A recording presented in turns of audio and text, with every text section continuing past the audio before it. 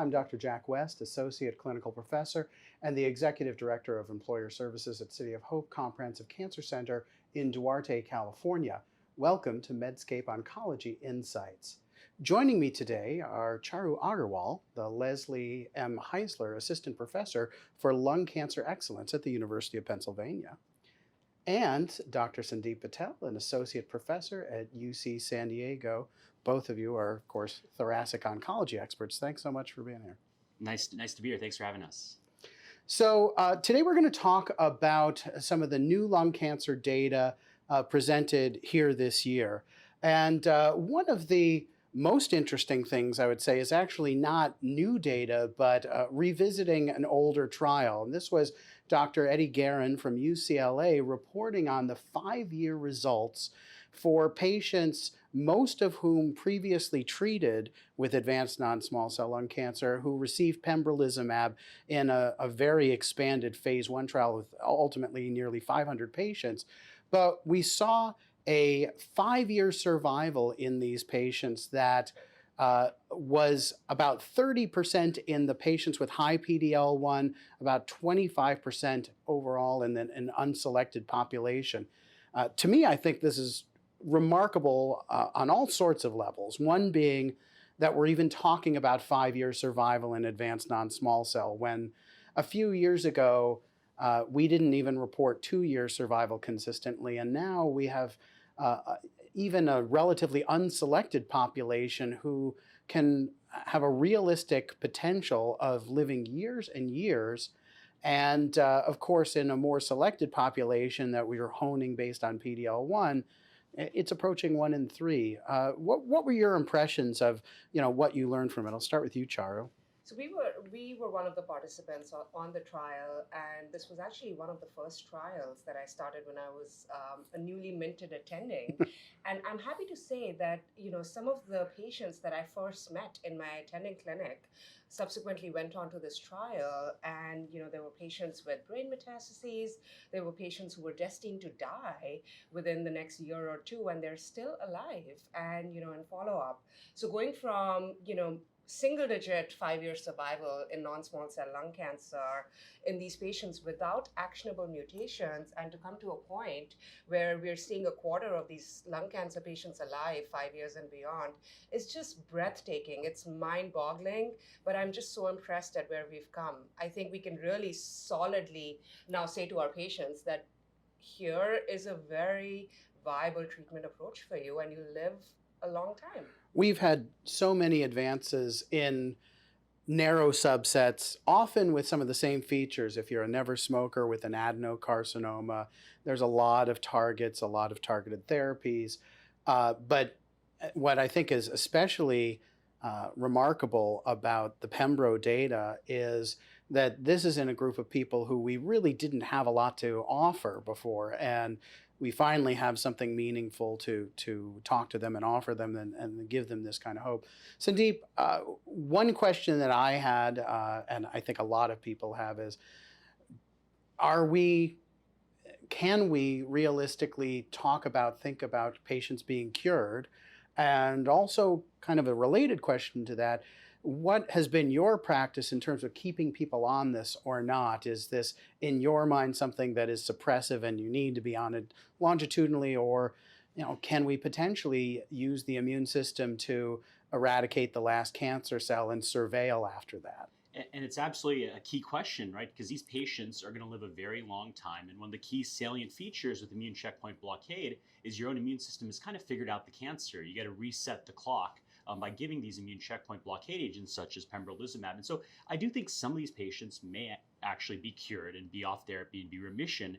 In my practice, depending on the incidence of immune-related adverse events, and there's actually a recent paper from Rick Pazder's group at the FDA that showed it's a bit of a double-edged sword, meaning sometimes the patients who have the most elite responses often have the highest IRAE rate, which is immune-related adverse events, the autoimmune side effects that we can get from immunotherapy.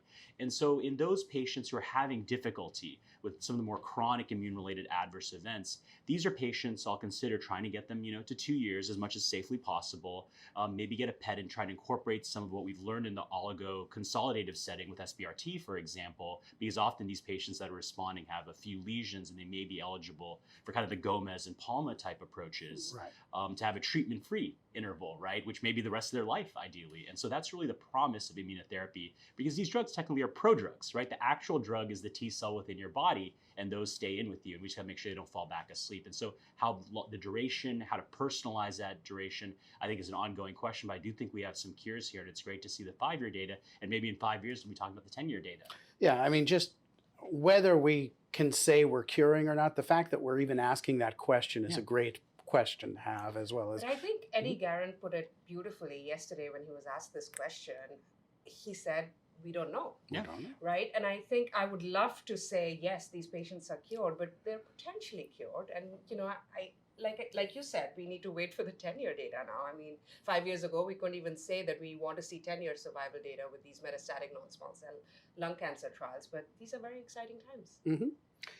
Let's turn to patients with driver mutations, and the largest group who we've been studying for more than a decade. We've actually had some new advances in the field in EGFR mutation, and I think that many of us have kind of consolidated our approach around first-line osimertinib, but there are some legitimate trials that challenge that concept, and one of them was presented coming out of Japan that looked at this was the relay trial, first-line patients with an activating EGFR mutation getting erlotinib with or without ramucirumab, and that showed not only a significant improvement in progression-free survival and what looked like a potential for an overall survival benefit, but really, this was something that wasn't accompanied by prohibitive toxicity, and you preserve the potential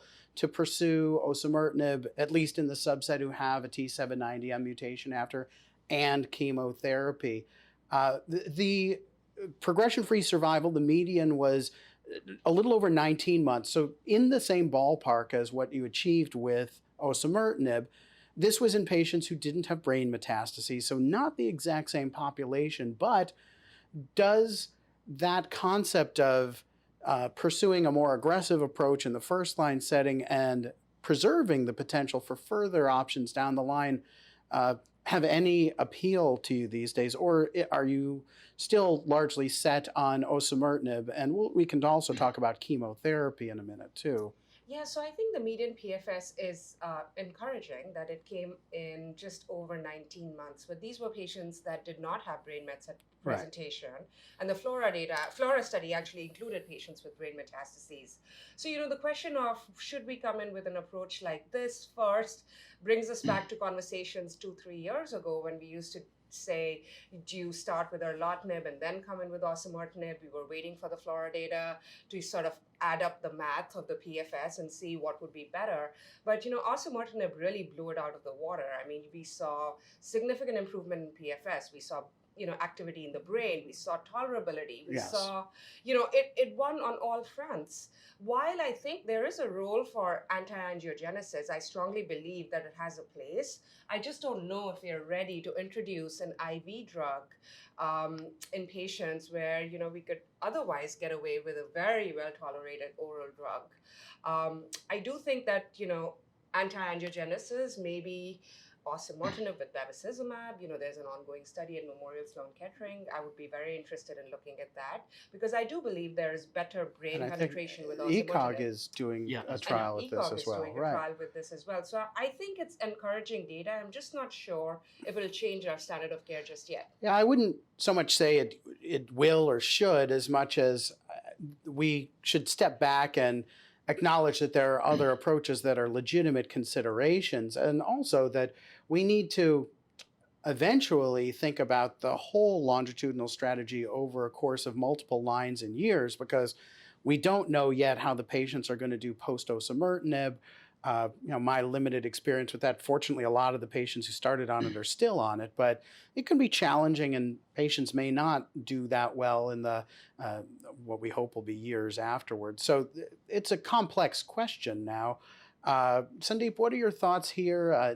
Do you see a potential place for this, or how important is control of the CNS as well? Well, I think you never get a second chance to make a first impression against aggressive cancer. Yeah. And I think if you look at all these studies in which they're carefully selected patients who are more fit than the general population, the crossover rate is anywhere from 60 to 70%. And these are with effective targeted therapies. Right. And so my general bias is that you want to use your best therapies up front. And so osimertinib, I believe, is the best therapy up front in the EGFR space. But the question, if you're going to take that premise of using the best therapy up front, is potentially what's the best therapeutic combination, right? And is that with an angiogenesis inhibitor plus osimertinib? Is that chemotherapy plus osimertinib? Kind of trying to make sure that for those clones that may not respond to EGFR blockade. And I think these are the kinds of trials we've seen in the refractory setting or in Asia up front with some of the first generation inhibitors.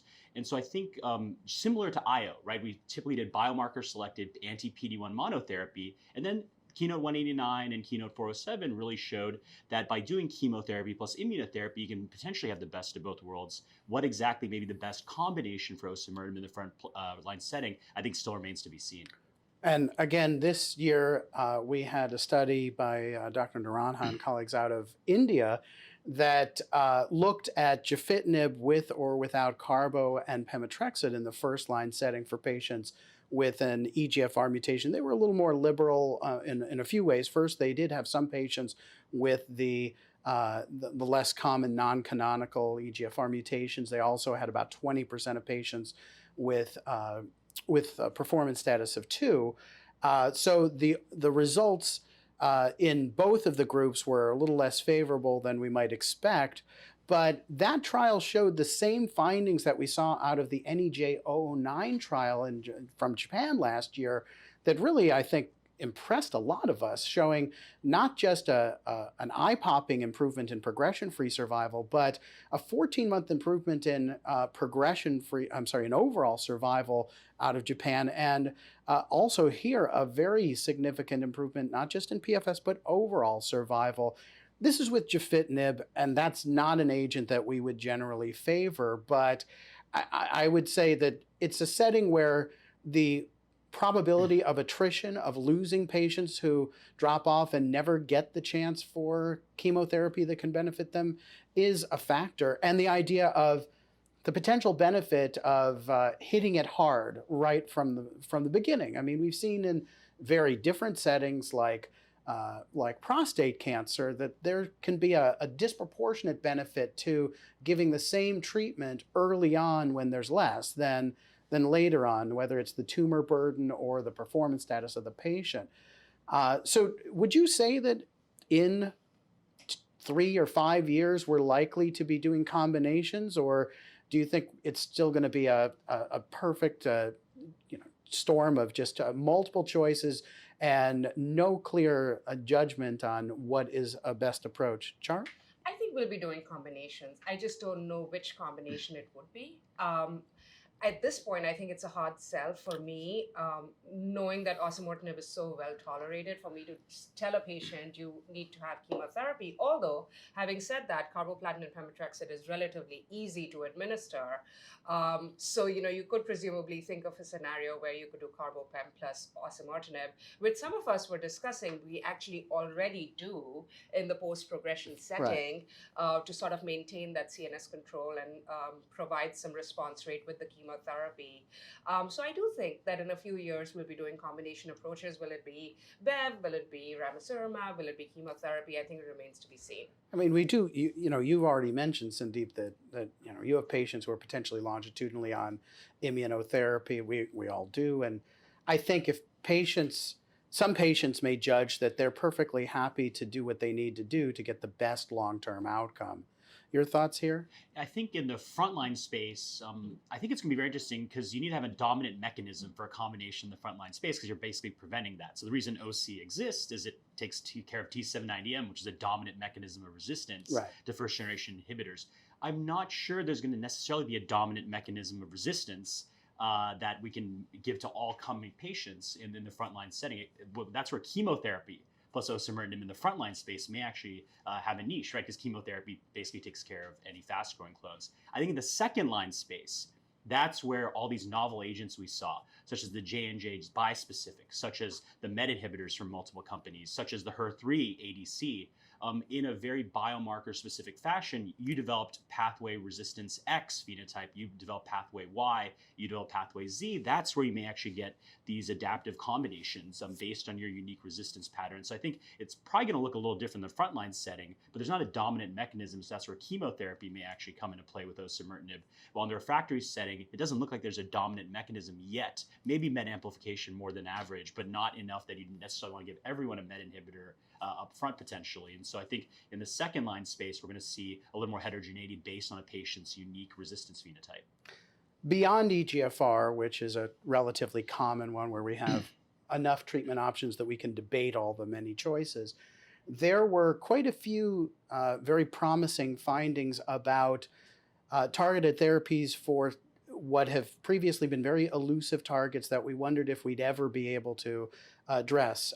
Sandeep, you were present for an early presentation on KRAS targeting, which has been seemingly taunting us as a very common but extraordinarily elusive target. So can you speak to that? And then maybe Charu, if you can talk about some of the other targets that have bubbled up as very legitimate approaches and populations that we can expect to have good therapies for in the coming years. Absolutely. And so I think KRAS and exon 20 insertion, whether it's EGFR or HER2, kind of a similar problem in drug design. These are very hard binding pockets to hit for small molecule inhibitors.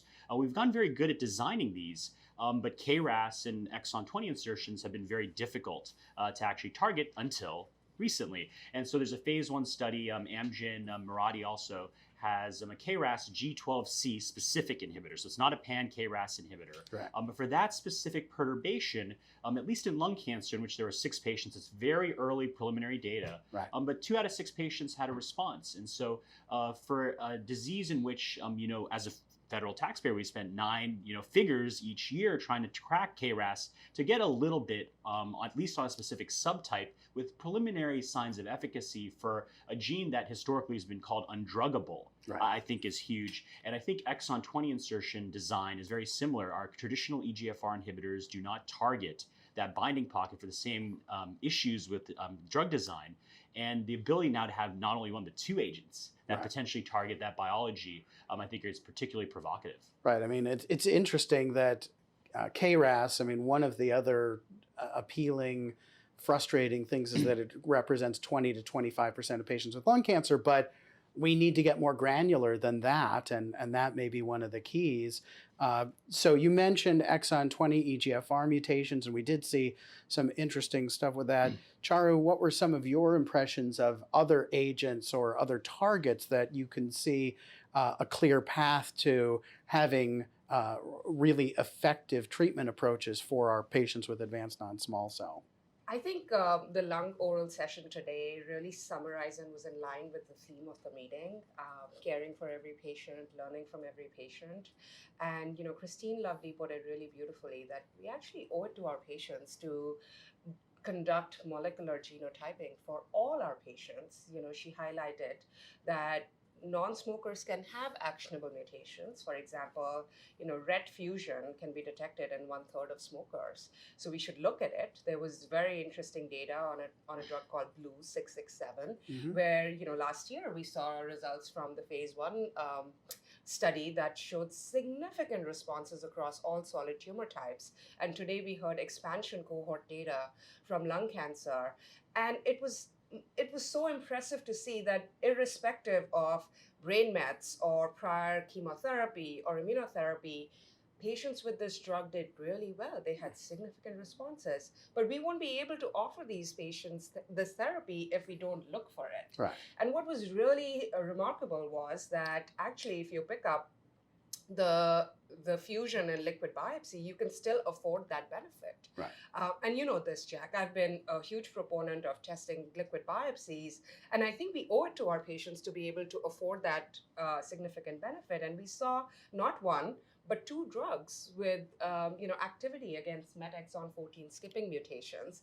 And it's so humbling to see that now we are at a point where we are actually dissecting resistance mechanisms to MET. I mean, it's amazing, right? No, it's And it's just mind-boggling that we're able to really fine-tune what a patient needs. So we're at the cusp of precision oncology, and we really need to hone in. well that, and also the more you look for, the more you find. I mean, these are things where if you're not doing the testing, you're never going to identify these patients. So Charu and Sandeep, thank you so much for joining me. Great discussion. Thank you for joining us. This is Jack West for Medscape.